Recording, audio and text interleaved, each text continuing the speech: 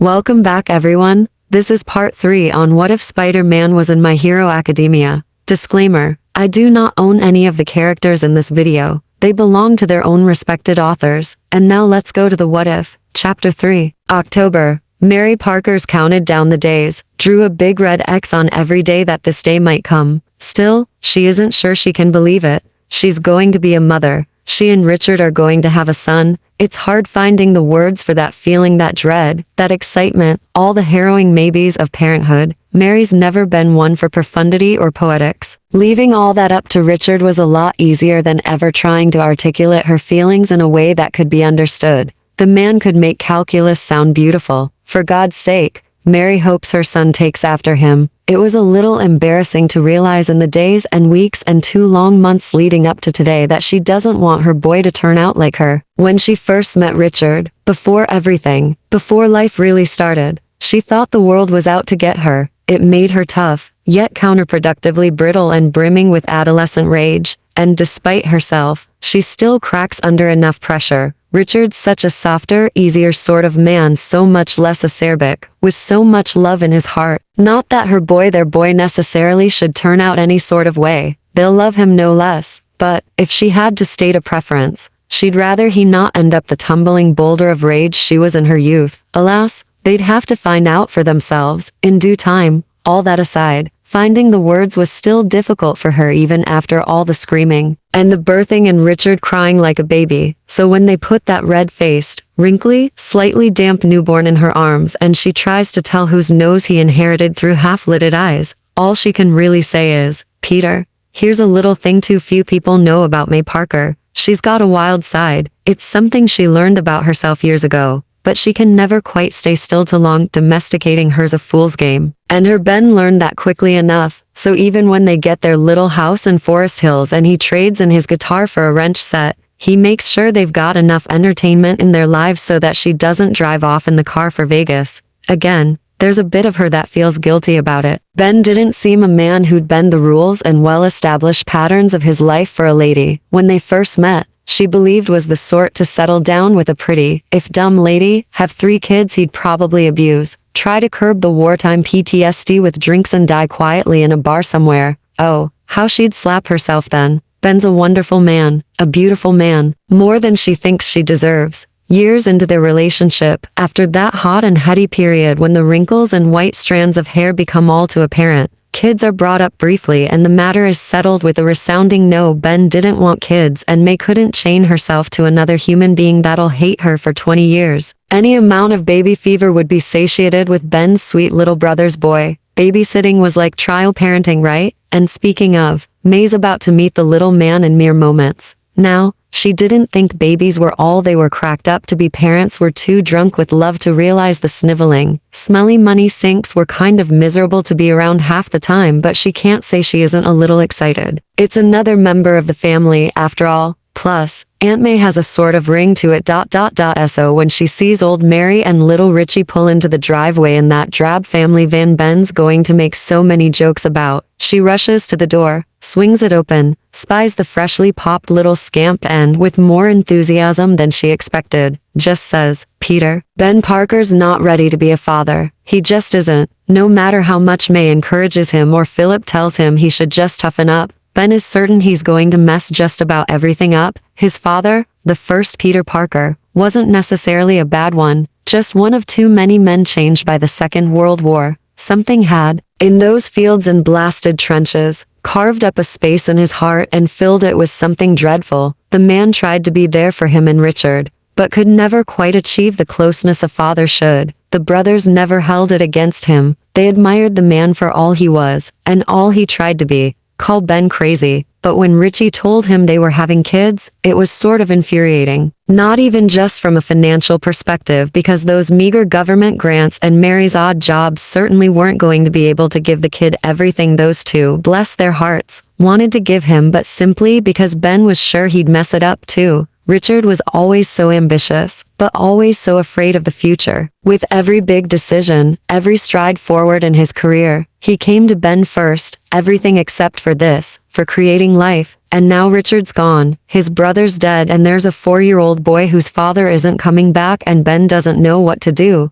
God forgive him, Ben would have told him not to put it off until they had the money and time to even raise a kid. Does that make him a bad person? He sees Peter, today's Peter, the Peter he loves with all his heart but whose heart he knows he's going to break, sitting there scribbling something onto a sheet May gave him with a crayon he snaked from his kindergarten class. Something beyond Ben's understanding, probably. The boy's so smart, just like old Richie. He wishes that weren't the case. Something beyond Ben's understanding, probably. The boy's so smart, just like old Richie. He wishes that weren't the case, because that just means that Peter'll understand it so much more vividly than he should. So he sighs, straightens up like his drill instructor taught him to, and calls, Peter. Mary Jane Watson's obsessed, and God help her, she hates it. Not that Peter's the most attractive guy around, or the nicest guy in the world, or even the most tolerable half the time. There's just something about Peter Parker that sort of gets to her, makes her head spin and her eyes cross in agitation and equal parts concern. She could make an itemized list of contradictions he practically personifies. And then there's the costume. Honestly, she dug it at first, the whole superhero thing. Granted, Peter getting those powers must have caused more headaches for her than she thought possible. Between having to cover for him at school or even those early days where he started getting detention more often and being too busy to help her cram for chemistry. She swears she's going to be suffering from some kind of heart problem from it all. But it was cool. At first, at least it was just kind of cool. But then he started getting bruises and scars. And then he had a panic attack at school because his spider sense or whatever went off for like 2 seconds, and he thought a supervillain found out his identity, but it just turned out to be a friggin' gas leak. And just, ugh. She wishes he'd go back. Honestly, that funny little twerp with the glasses and the comebacks that earned him black eyes was a lot more fun to hang around. Now it's all theories on how a man made of bees could possibly be made of bees and talking about all the ways he almost dies in one night, because that's fun, Peter. Talking about all your brushes with death to your sorta kinda girlfriend is just so awesome. Doesn't at all exacerbate her anxiety. Nope, she certainly isn't going to lie awake tonight wondering if you're dead in a trash can somewhere in Brooklyn because you fought the hyena guy for too long while she was pissing around on her old phone that her stupid dad won't just freaking replace. Because they don't have any money, because he spends it all on useless crap, because he hates his life and everything sucks. And ugh, she's just going to pack up and leave all this garbage one day. Mary Jane Watson, run away. Not like she needs anyone else that won't give her anything she can use. Oh God, she can't be this harsh. She knows he hated everything he was then and now he just thinks he's so much more. He's helping people and that makes him happy. But it's killing him. She knows it. Everyone kind of just knows it even if they have no idea he's Spider-Man. There's just something intense about the way he commits to these things, the way he'll make the world sound and feel so much simpler than it is, while understanding the gravity of the situation better than anyone else, a quality of emotion she just can't really find in anyone else their age, and one that conflicts with all that teen angst that plagues them and all their classmates. She finds him sat on the bench they always meet, giggling as Flash's coach tears the guy a new one and the midday sun hangs overhead. He looks like anyone else in the moment, honestly, like nothing special. Another face among the throngs of kids with dim futures in this pedagogical hellscape, but she knows better, so she puts on a smile and gets his attention by simply saying, Peter, Harry's having a hard time. And oh no, that's a lie. He's a rich kid. Life was never supposed to be hard. Things are supposed to be easy. Need a friend? Open up your wallet just a little bit, show him all those pretty Ben Franklins and ride off in your limousine being driven by your dad's manservant and just wait for them to come to you. Slick back your hair and get all the best products and you're golden, man. Biggest guy in town with the deepest pockets at just 15. But well, not the smartest guy around. At all, really. Not smart at all. Now, Dad got him the best tutors back then, and they just sort of gave up, which is fine. Whatever. Make donations, flash some money around, and your kid gets ahead. That's America, baby. But that only works to a point, and well, Harry wasn't going to get through school at Brooklyn Tech with his performance, no matter how much cash his dad could throw at them. So, he ends up at a crappy little public school in Queens where his pops can forget about him most days, and all is just kind of okay in the world. Well, not okay for Harry. Harry's still struggling. Words just don't read well to him, and numbers. Those are practically a different language to him, like Spanish or something, which he's, also failing miserably. This doesn't really make Dad all that happy. But hey, everyone else loves him. He's got a girlfriend who's never seen cars as expensive as the ones he takes to school, a firm relationship with the football team. Parties aren't really a problem. Friendships never have been. It's just that his grades are all a C or lower, and well, his teacher keeps talking about this special education crap that his dad's manservant writes down so Dad can probably ignore it later, and they also keep asking questions he can't answer, like how have you not gotten help for this before, or the old classic where's your father been? And honestly, Harry just wants to underage drink and drive and make his dad's life miserable half the time, probably throw in some hard drugs too, just for the cherry on top. Wouldn't that be awful PR for Oscorp?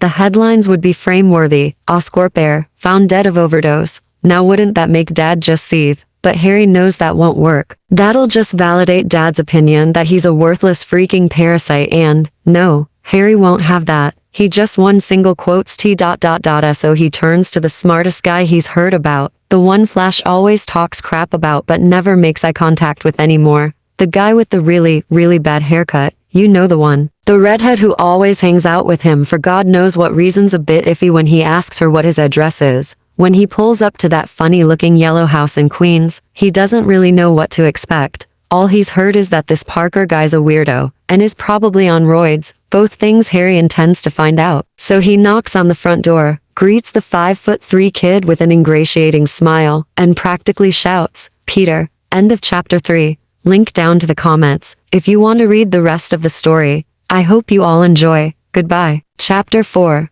No. Best Jeanist takes it 10 out of 10. Hey, can you get that? Sure thing. Kanamori says, heaving the sheaf of rebar over his shoulder the same way he'd done 100 times before. It's yet another day of toiling away on a yet roofless building. Many uniformed men scattered about the site and working their share with varying degrees of enthusiasm. To break the monotony, Kanamori and Sakita fruitlessly try to make the clock run seconds faster by prattling on about something asinine. Now, in what is likely the 1000th instance in a long, storied history of asinine prattling, they have arrived at the topic of versus battles. But honestly, bro, you're totally overpowering Genus here, Kanamori adds, setting the rebar against a wall and gently tugging on the wire, wrapping the bundle to ensure it goes taut. Overestimating, corrects Sakita, half focused on plastering the wall, sweat beading on his furrowed brow. The mid-morning sun beating down on both men did not much help with productivity. Plus, he was probably going to get a funny tan. But no, I'm totally not. Best Genus combat awareness and the feats he's performed with his quirk make him more than a match for Hawks. It's a landslide victory.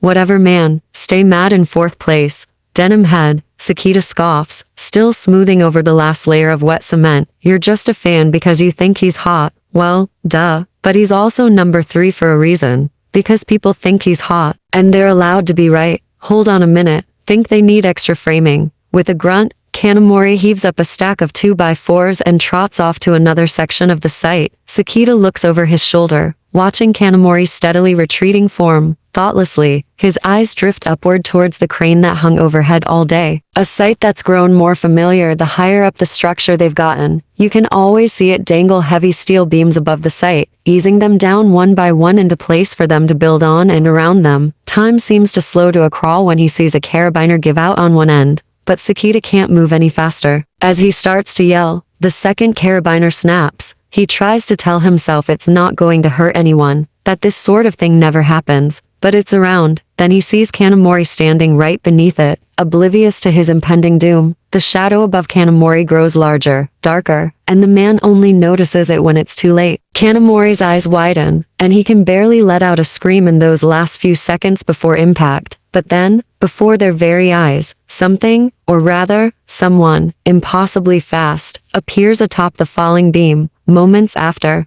the small figure, obscured by sunlight, shoots a white, wet-looking string of something far stronger than the concrete they were using. It stretches out taut, and the beam stops just a few feet above the still frozen Kanamori. Broken from their stupor, the surrounding construction workers, including Sakita, gather around the man and ensure he's unharmed. Above them, the beam hangs, and it's only then that Sakita notices the hero that had saved them wasn't a hero at all. At least, not in the way he expected. It was a boy, no older than perhaps 13, with shaggy, shoulder-length brown hair, and in completely unremarkable attire. no colorful costume to be found on him, and only after noticing that, does Sakita see that the boy who saved his best friend's life wasn't even gripping the beam with his hands. Both hands were wrapped around the end of the string that seemed to come from a pair of metal contraptions on his wrists, and the only parts of his body even touching the steel were the bottoms of his shoes. The men were picking up the stunned, wide-eyed Kanamori, all too distracted with him to pay attention to the boy. With his friend's safety ensured,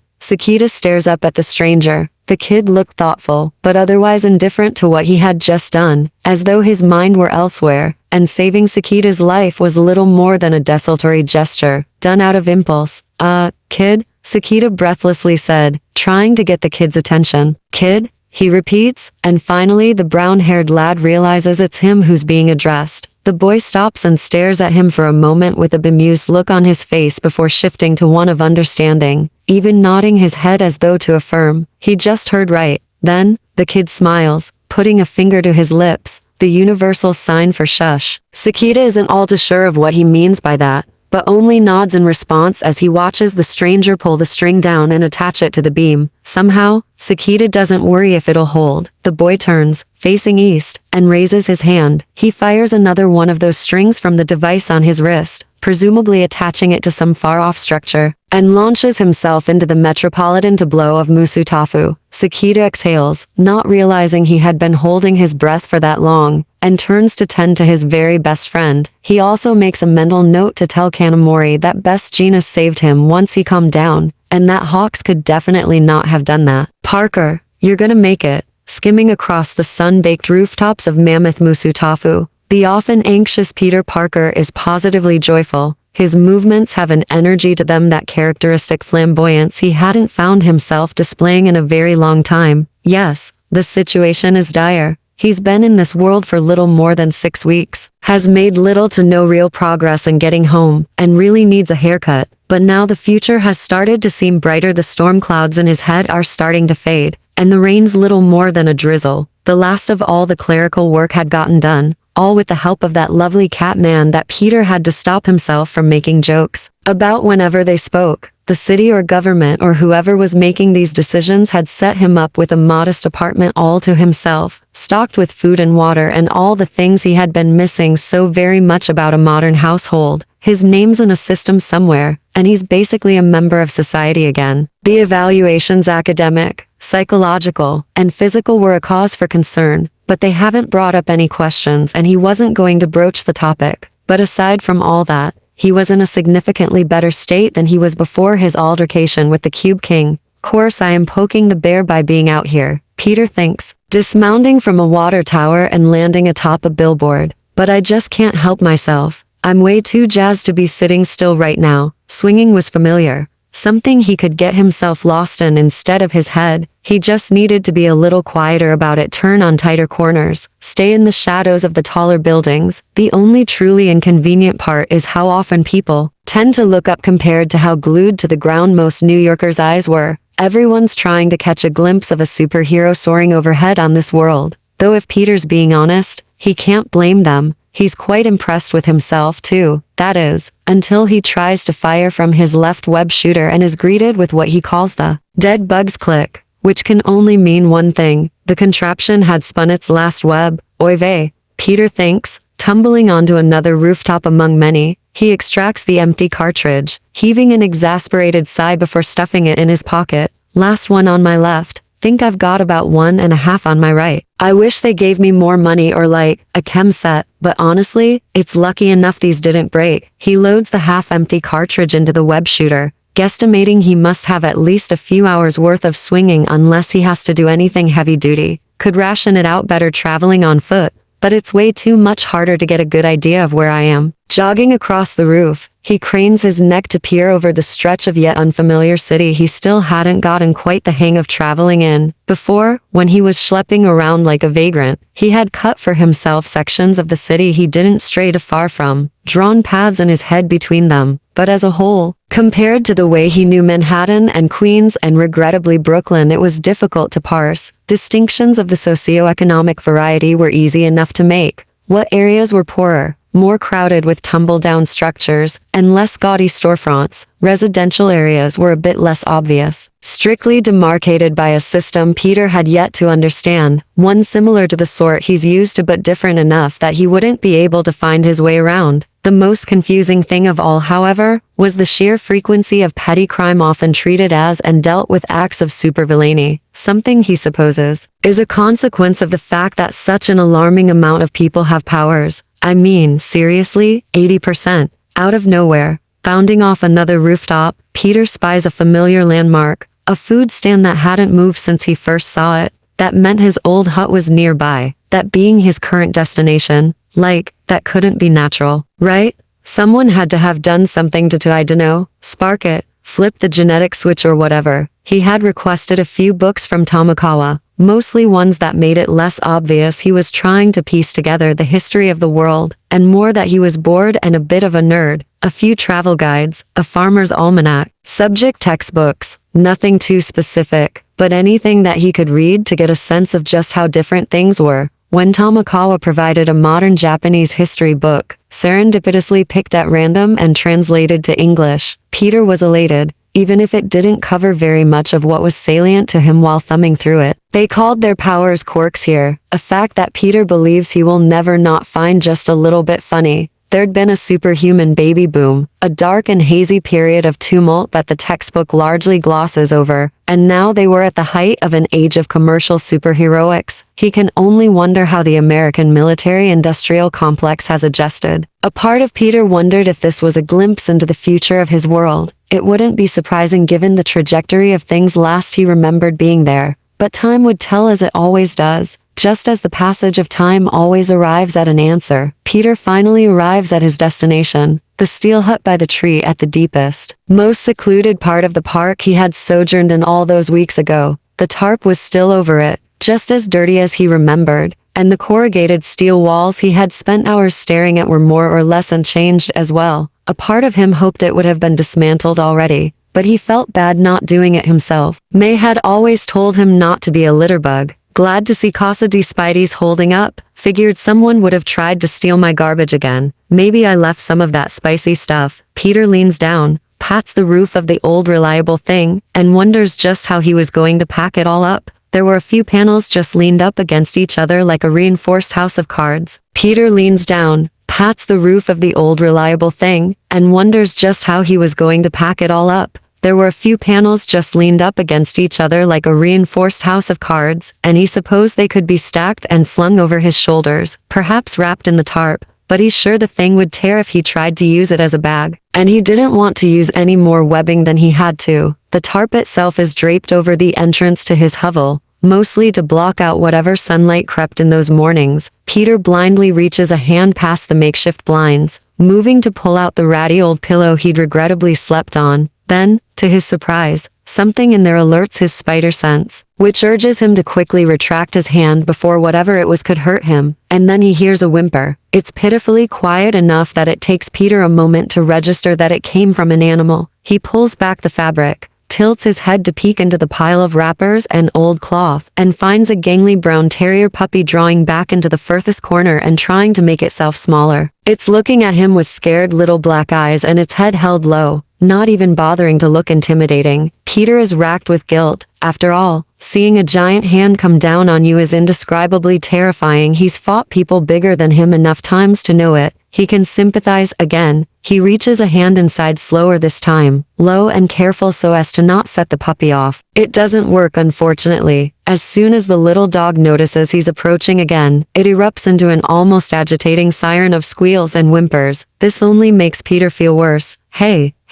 shush, Peter coos. It's all right, little guy. It's just, me. I mean you no harm. Well, unless you're a supervillain pretending to be a puppy, in which case, he trails off, realizing then that he was trying to make funny at an animal that didn't understand a thing he was saying. Not that hyper-intelligent stray puppies would be out of place in this world, but he was fairly certain this particular pup was otherwise completely normal, which, if he knew anything about puppies, would be a good thing. Truth be told, Peter had always wanted a dog, but Ben had always said he wasn't ready for it yet. After Ben's passing, May was well on the verge of getting one to help fill the quiet left by his absence, and she certainly would have, had she not caught wind of her nephew's slipping grades and scatterbrained behavior, all thanks to his time dedicated to Spider-Man, or more specifically, an event that Peter will recall forever as one of the worst nights of his life. The memories clear as day. She caught him scurrying through the midnight dark of their new apartment just 4 months into his career as a crime fighter. It was after a particularly protracted altercation with Electro, the one that ended with Peter scrambling to save both his own and the villains' lives with empty web shooters and a 1,000-foot drop. He was battered, bruised, and burnt head to toe. It was the verbal dressing down of a lifetime, more severe than he thought she was even capable of expressing. When pressed on the state of his hair smelling faintly of ozone and frizzier than it was the morning prior, Peter could only tell her he clumsily stepped on a live wire, if just as a feeble attempt to gain sympathy, then asked why he didn't call her as soon as he was safe. Peter chose to remain silent, because not saying anything means he can't say anything stupid. Inevitably, it backfired. About 15 minutes into her harangue, a neighbor came from next door to make sure everything was okay, and to ask that she quiet it down just a tad. So no, Peter Parker did not have very much experience with dogs, but even still, the desire to have any kind of pet remained. Not that may seem to blame him at all. He was a 15-year-old boy. Half of 15-year-old boys' personalities are based in part on what animal companion they keep. All that reminiscing pulls something out from deep within Peter that he doesn't very much like, a certain melancholy that's become frighteningly familiar, almost comfortable. He frowns and everything feels a bit heavier than before. The dog notices. If the dog could speak, it couldn't quite describe why or how. After all, it's a dog, a puppy no less. But seeing this woebegone human with his hands so close and his voice so soft tells the dog he doesn't mean any harm at all. The dog stops, sniffs at his fingertips, and stretches its neck to lick his palm as if to say, "Are ya all right there, friend?" The lost boy smiles at the little homeless mutt, scratches behind its ear, and watches its eyes widen, then soften. Peter, uninformed and unsure as he is, decides that the dog has chosen him, so much as a dog can choose at least. The pup fits snugly into his shirt, and the trip back home's quick enough. It takes a bit of detouring, landmark spotting, and the occasional perching atop somewhere high enough that he might spot the gray apartment complex they let him squat in. He does make it home, surreptitiously crawls in through the window when he's sure no one is looking. Not that he needs to. It's just a force of habit at this point, sure not to let the dog fall out of his clothes. He keeps one arm against his chest, and lets it nestle into the crook of that arm, occasionally shifting with it when it felt like it could discover a more comfortable position. Hopping off the windowsill, Peter and the yet unnamed puppy are greeted with the sterile emptiness of a scarcely furnished apartment. No, it's not exactly home, but it's better than that hovel. The hovel that, given new priorities, Peter has decided is someone else's problem. As for his problem, pulling the dog out of his shirt, holding it in his hand like some kind of trophy, its limbs hanging down and awkwardly trying to gain purchase on air, Peter is at a loss for what to do next. They didn't give him dog food,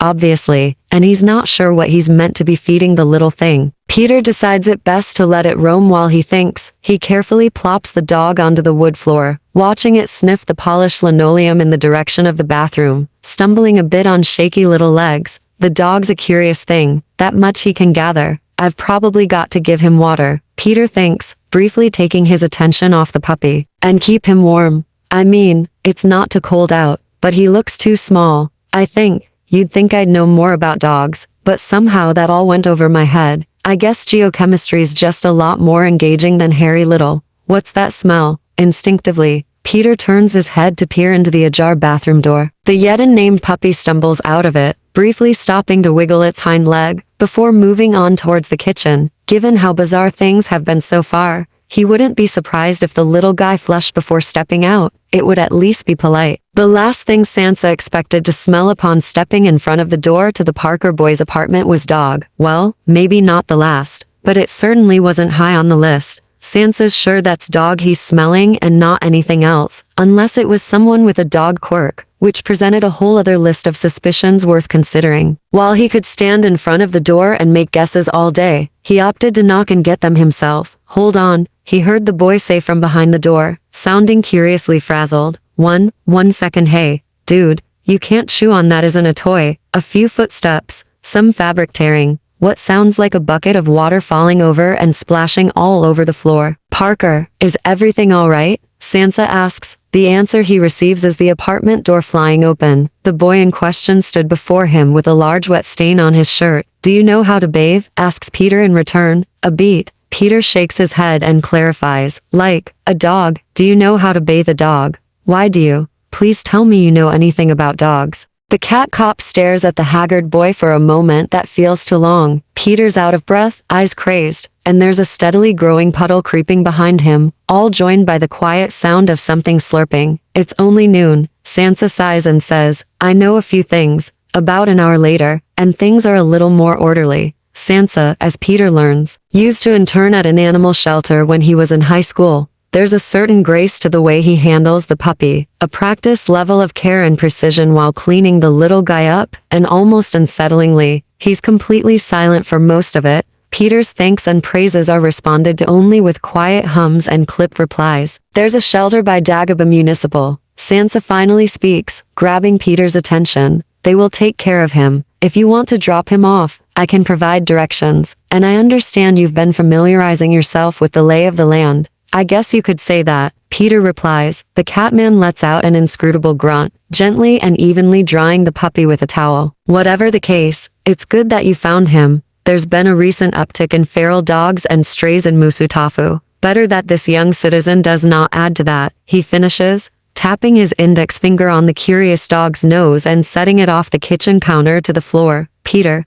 sat at the small dining table they provided him, eyes the officer up as he washes his hands and sets aside the apron Peter had no idea was in one of the drawers. So, yours has been a special case, Sansa begins, figuring where the teen was going with that. One that has gone through more bureaucracy than I, quite frankly, believe necessary. But it has been largely agreed upon that a debt is owed to you for taking action when you have. I'm not really looking to get paid, and we cannot necessarily pay you. Given what you've told us of your history, we also cannot outright ignore you in good conscience, or at least without concern among those that have taken an interest in you. So what then? Peter leans back into his chair, strangely affronted, but trying not to show it. I'm being kept here because people like me, yes, or more precisely, they appreciate your services and considerable capacity to dispatch criminals. You did fine work, I guess. I am being earnest. We have tried to keep it quiet for your benefit, but the word of your actions has spread. Aspirant heroes your age aren't typically so newsworthy, given the nature of your situation. It's natural some might want to capitalize on it and make you an offer. Sansa takes a seat at the table, sleeves rolled to his elbows. And yes, he has a human body, no fur on his arms, just a cat head. Peter isn't sure how to feel about that. You are a young man with no connections, combat skills, and from what we could glean from your academic evaluations, quite the mind. Peter has some idea of where this is going but allows Sansa to continue. We received a message from Uaparata High School. If you are not aware, it is the current #1 school in heroics pedagogy and the most esteemed hero academy in the nation. They caught wind of your situation and wish to extend an offer to you, Parker, of an opportunity. A few things went through Peter's mind upon hearing this. The first was utter surprise at the fact that heroes were so thoroughly ingrained into society that they had schools for them, of all things. The second, all the things that could come with accepting this offer, pros and cons and all, which would be much easier if he knew exactly what the offer was. To remedy that, he asks, and that opportunity is enrollment. 3 years free of charge alongside language tutoring and opportunities to find work and establish yourself here if you so wish to stay. Sansa finishes drying himself off, briefly grimacing at the state of his clothes, damp from the dogs splashing about. He takes out a notepad, scribbles something down, and tears the slip out to leave it on the kitchen counter. You spoke of not having anything nor anyone to come back to, and our searches have come up with nothing to bring you back to. If you truly wish to start anew here, this would provide you the means to do so. Peter opens his mouth to speak but is promptly cut off by Tamakawa. The only conditions are that you score well on an entrance exam and maintain an acceptable academic standing. Given the circumstances, you will be scrutinized more carefully than most prospective students, but I am sure you would have figured that. Peter is silent, pensive, curious about a great many things, even though Sansa's already gone and explained it to him. He still struggles to understand why the supposed top school for heroes has taken such a vested interest in him that they'd make such a hefty offer, seemingly with a very little caveat attached.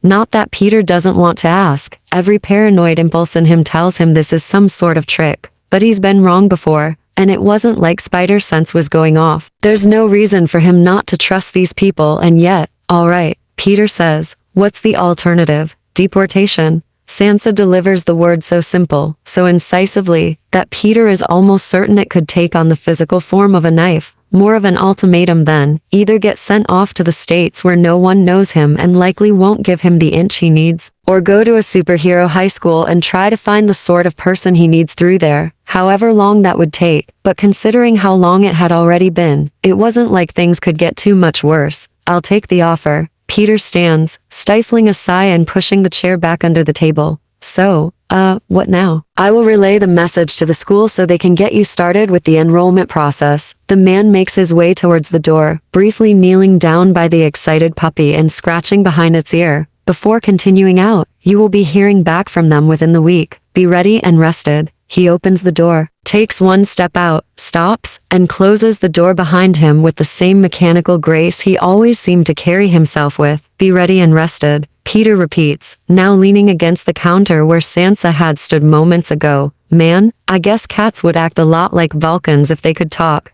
right? He angles his head down to look directly at the puppy, who looks back up at him with head tilted and ears floppy. Peter blinks, the dog blinks, both parties' stomachs rumble. Peter sighs and declares, I should give you a name, and he likes to think the dog agrees, so much as a dog can agree. At least, the dog's name ends up being Sandwich because that was all Peter had the means to make with the meager groceries he'd gotten himself. Plus, they shared one together, and Peter supposes that's something special. A day passes and he takes the little guy over to the shelter Sansa had left him the directions to, stumbles over his Japanese and ends up leaving with the dog still in his hands, an old used collar and leash, a bag full of pet supplies, and directions to a veterinary clinic that offers free first visits. So what if he ended up keeping the dog for now? The apartment was much too empty anyways. Having company was good for him. With any luck, he'll find little Sandwich a home well before he's done finding a way out of this dimension, which, given who he is and how the last year or so of his life's gone, might be too much to ask for. Someone's gonna want you, little guy. Peter coos, scratching under the dog's chin and feeling a little warmer inside when its eyes shut in satisfaction. He's only a little anxious about leaving the dog in the apartment alone, but the floor is lined with puppy pads. Sandwich ate and was already looking much healthier than the day before. And there's very little for the dog to get himself hurt on in the apartment, but I've got to get some fresh air and snacks. Peter places one foot on the windowsill, getting a bit of leverage to carefully pull it open and stare out into the increasingly familiar late afternoon cityscape. He takes a deep breath and prepares to take a leap, but then, a knock at the door. With a small irate groan, he turns back around and stomps on over to it, pulling it open a little forcefully. He had expected it to be someone trying to sell him something again because for some reason those pamphlet-wielding smiley scuzzballs who never let you watch television in peace existed in all manner of universe. But he was instead greeted with, well, he doesn't really know what. Hello, young Mr. Parker, says a booming, high-pitched, jovial voice in perfect English. Out in the hallway is a man, roughly a foot taller than Peter, wearing orange-tinted shades, an all-black suit, a funny radio-looking contraption around his neck and slick blonde hair that adds yet another foot to his height. On the bend of his left arm, a suitcase dangled by a leather strap, and he was posing, or was he dancing? The way his hips jerked side to side and he held his hands palms forward, fingers outstretched shaking them around fervently, implied this was meant to be some sort of dance. Were this any other situation, Peter would have shut the door and called the building superintendent about a likely dangerous trespasser. However, this is unfortunately what Peter seems to have been waiting for. A little nonplussed at the speed with which the school got back to him, he quietly asks, "Are you with you, apparatus?" "That's right, little fella. Aren't you perceptive?" Raising his eyebrows at the sight of all the protective padding, Peter grimaces at being called little, but pays it no mind otherwise. "You having toilet troubles? Happens to my buddy Shota all the time. Don't tell him I told you so." "I what? No, I got a dog. I'm trying to train him to, pee on the pads, like dogs do."